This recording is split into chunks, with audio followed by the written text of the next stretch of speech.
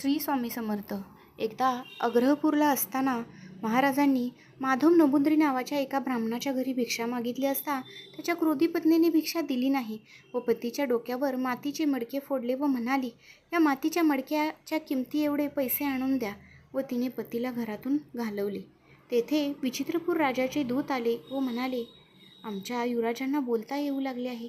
ते दोघेही राजाकडे गेले. राजा म्हणाला, एकेकी युवराज बेशुद्ध झाला व त्याने सांगितलं, एक 16-17 वर्षाच्या देदीप्यमान अजानबाहू यतीने राजपुत्राच्या जिभेवर विभूती घातली व तो पूर्ण बरा झाला.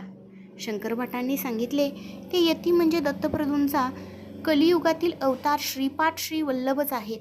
मी त्यांच्या दर्शनास कुरोपुरी जात आहे. राजाने शंकरभटास व त्या ब्राह्मणास सुवर्णमुद्रा दिल्या. त्या पाहून त्याची पत्नी आनंदी झाली व श्रीपादांची भक्त झाली. श्री स्वामी समर्थ. शंकरभटांबरोबर